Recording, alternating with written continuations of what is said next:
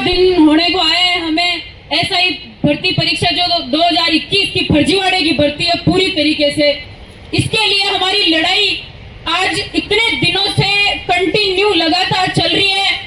और इसके अंदर दुख इस बात का ये कि जितने भी हमारे साथी हैं, चाहे वो किसी भी भर्ती परीक्षा से जुड़े हो, आज आरएस मेंस की परीक्षा पोस्टपोन करवाने के लिए इतने सारे विद्यार्थी वहां बैठे हैं, कई फर्स्ट ग्रेड के लिए बैठे हैं। तो दुख के साथ ये बात बोलना चाहूंगी कि आप लोगों में आपकी यूनियन नहीं है, आप में एकता नहीं है इस चीज की, क्योंकि आप सब इस चीज से पूरी तरह वाकिफ हो चुके हैं कि 2021 की ऐसा भर्ती परीक्षा नहीं थी, वो थी इन सरकारों की मिली भगत, जिससे बच्चों के और उनके परिवारों की कमाई को इन्होंने इतनी बुरी तरीके से नोचा है और पेपर माफियाओं के अंडर में आके इन्होंने हमारे भविष्य के साथ और हमारे वर्तमान के साथ इन्होंने खिलवाड़ किया है। शर्म आनी चाहिए इन सरकारों को कि अब तक भी ये हमें सिर्फ एक इतना सा हवाला दे रहे हैं कि इसके अंदर जो 859 लगे उनके साथ अन्याय होगा। तो मैं उन महोदय से यही पूछना चाहूंगी कि इस भर्ती के अंदर करीबन 6 से 7 लाख स्टूडेंट बैठे थे, जिसके अंदर कितने ऐसे स्टूडेंट होंगे जो इन पेपर माफियाओं ने बेची हुई भर्ती के अंदर कम नंबर लेके वो पहले ही स्टेज से बाहर हो गए थे।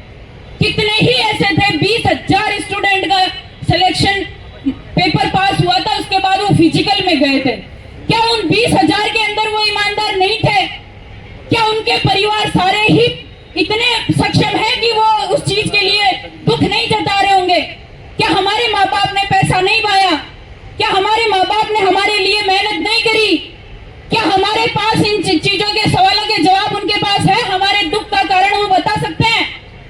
हमें महोदय यहाँ 50 दिन तक इस तपती धूप में बैठने का बिल्कुल शौक नहीं है, ना ही हमें राजनीति में कोई आगे जाके हमें ये सोचना है कि हम अभी से उसकी शुरुआत करें। हमें इस चीज का दुख है कि इस भ्रष्ट तंत्र ने इन पेपर माफियाओं को इस तरह की शह दी है कि आज हमारी हाईकोर्ट, आज हमारा न्यायालय इस तरह अपना वक्त जाया कर रहा है इनके लिए।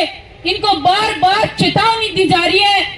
पिछली बार जब सुनवाई हुई थी तो उसके जब सुप्रीम कोर्ट का पश्चिम बंगाल वाला जो मामला था उसको अटैच किया गया था, उसके पॉइंट नंबर लगभग 6 या 7 में ये चीज स्पष्ट रूप से की गई थी कि अगर इसके अंदर अगर इसके अंदर अपारदर्शिता हुई है और इसके अंदर चोरी हुई है, अगर पेपर बिका जाता है तो जो कुछ एक स्टूडेंट इसके अंदर न्याय की दृष्टि से देखे जाते हैं कि वो ईमानदारी से लगे तो उनको दरकिनार किया जाता है।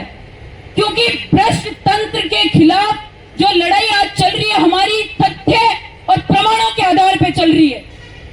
शर्म आने की बात है इस सरकार को कि बच्चों को मानसिक और इतनी बुरी तरह शारीरिक प्रताड़ना दी जा रही है।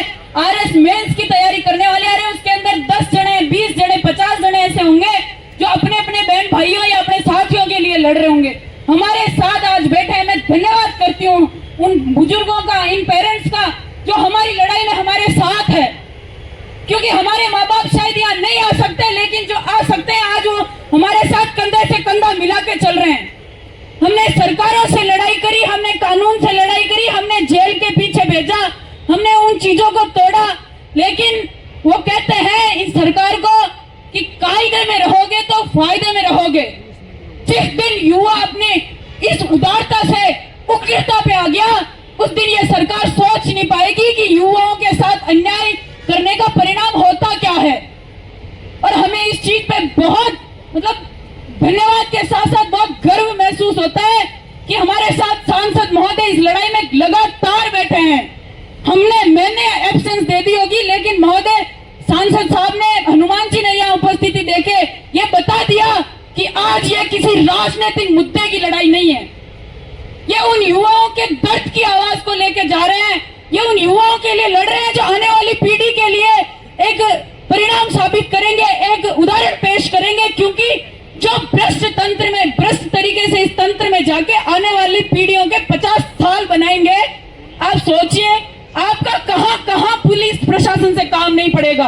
अभी लेटेस्ट ये चूरू वाली जो घटना देखी, इतनी शर्मनाक घटना है कि एक महिला कांस्टेबल पे एक पुलिस अधिकारी हाथ उठा रहा है। तो आप सोचिए इन 859 में ऐसे कितने किरदार होंगे जो कल को आपकी बहन बेटियों को तो सुरक्षित छोड़ो, आपको किसी जगह खड़े रहने लायक नहीं छोड़ेंगे। ये क्या न्याय करवा देंगे, ये क्या हमारी रक्षा कर लेंगे जो खुद पैसों से बिकवाए गए नमूने हैं, जिनको पेपर से लेना देना नहीं है। इनको सिर्फ और सिर्फ अपने काम इस तरीके से निकलवाने हैं, जिनके पास 40 लाख है वो आराम से नौकरी लगो। लोकतंत्र को इन्होंने भ्रष्ट तंत्र बना दिया। मोदी जी को ये आवाज पहुंचाने के लिए हमारे महोदय कह रहे हैं, क्योंकि अगर मोदी जी ने ये 25 सरकार चुनी है तो उन्होंने इनके अंदर योग्यताएं तो देखी होगी, योग्यता के आधार पर तो इनको चुना होगा। हमने इनके आश्वासनों को सच माना था। हमने सोचा था 2021 की कांग्रेस की भर्ती है, बीजेपी इसमें अच्छा काम करेगी, हमें इनको चुनना चाहिए, युवाओं के साथ ये न्याय करेंगे। अरे ये ओनली युवाओं की लड़ाई नहीं है, किसानों के बच्चों की लड़ाई है। एक एक किसान रो रहा है। हमारा जब रिजल्ट आया था हमारे माँ बाप भी रोए थे। 3-3 साल का इंतजार करने के बाद हमारा परिणाम नकारात्मक आने का दर्द हमसे पूछे वो कोई। कितनी बहनें ऐसी है जिन्होंने अपने पेरेंट्स खो दिए, कितनी ही बहनें ऐसी है जिन्होंने अपने सपने गवा दिए, कितने ही भाई ऐसे हैं जिन्होंने अपने कर्म, जो उनको और तरीके से कोई रास्ता मिलता उन्होंने उस रास्ते को ठुकरा के और वर्दी की जोश और जुनून वाली नौकरी को चुनने के लिए चुन के और उसमें अपना पार्टिसिपेशन दिया, और मिला क्या? सिर्फ और सिर्फ इन पेपर माफियाओं की ये तपती धूप में बैठने के लिए 50 दिन का ये स्ट्रगल, और आगे न जाने कितने दिन तक चलता रहेगा। अरे भजनलाल सरकार को मैं आवाज दे के बोलना चाहूंगी कि भजनलाल जी अब तो जागो, अपनी शर्म को मारो, आपके बच्चे भी होंगे। कभी आपने सरपंचाई से पहले आपने भी तो विद्यार्थी जीवन जिया होगा, और ओनली सीएम के अलावा भी तो इतने कितने मंत्री महोदय बैठे हैं। क्या किसी की आवाज में हमारी दर्द की वो आवाज नहीं उठाने की शक्ति है क्या? हमारी डिप्टी